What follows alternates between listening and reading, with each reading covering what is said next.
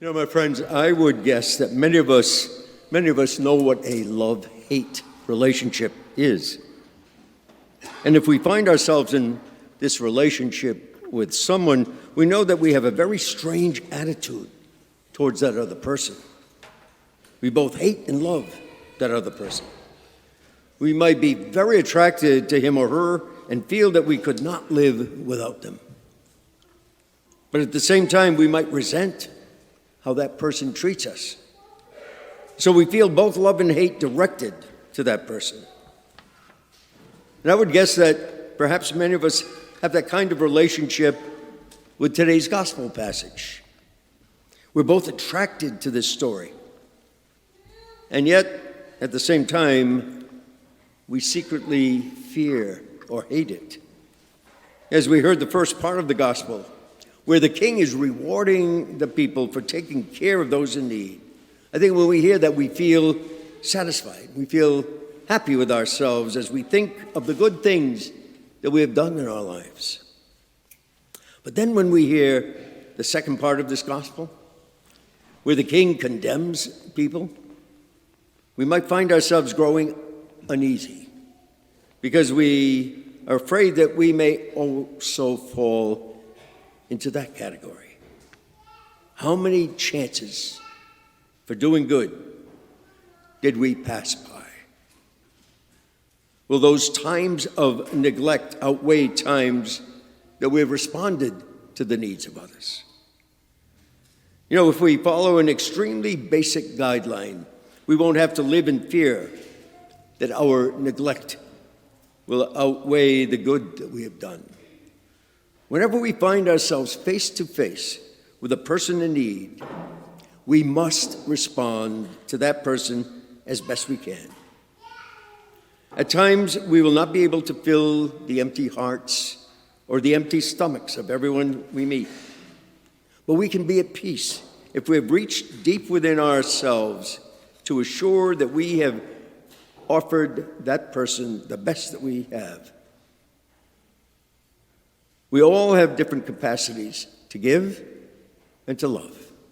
Each of us needs to be aware of our limitations, but we also need to be aware of our possibilities. I think at times we sell ourselves short, thinking that we can't do very much in this world to help make things better than what they are. Well, that's a thought that we need to get rid of as soon as possible. Every single person, every single one of us, no matter how limited in intellectual, emotional, or financial resources, has something unique to give. Otherwise, we wouldn't be here, my friends.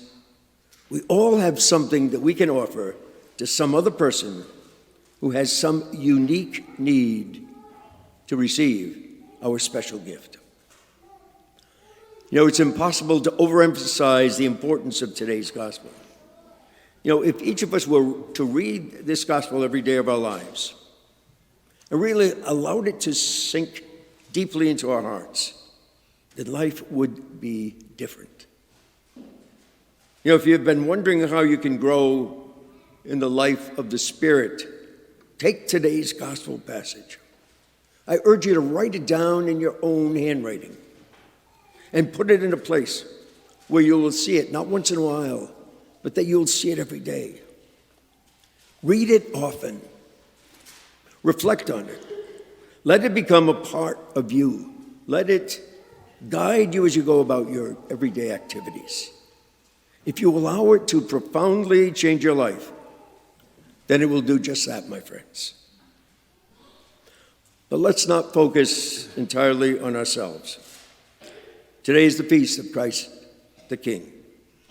And Jesus wants to be a good king to us.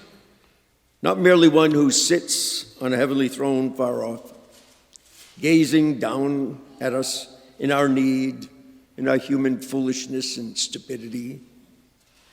A good king is one who knows his people and who can be found among his people.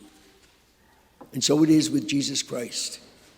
He so identifies himself with us, with each and every one of us, in our infinite needs, that he has made our needs into the way in which we can come face to face with him.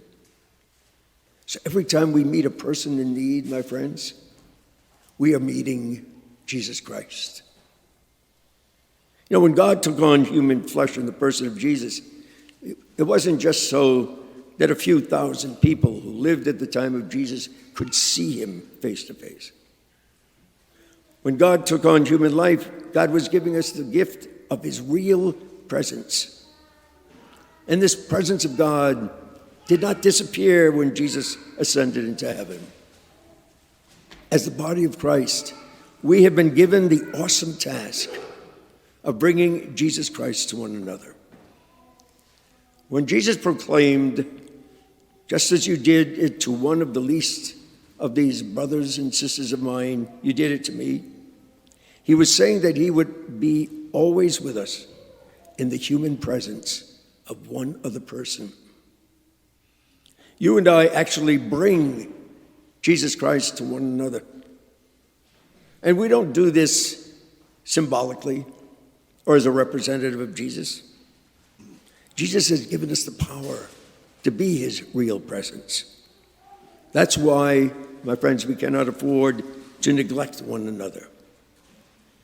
When we neglect one another, we neglect Jesus Christ himself.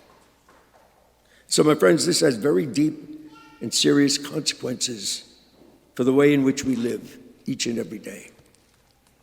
If we find ourselves not giving any real attention to the needs of our marriage partner, our children, our parents, our friends, our neighbors, our church family, our co-workers, then we're neglecting Jesus. The good news is that we can meet Jesus every single day of our lives by giving ourselves in kindness, compassion, and love to those who are a daily part of our lives.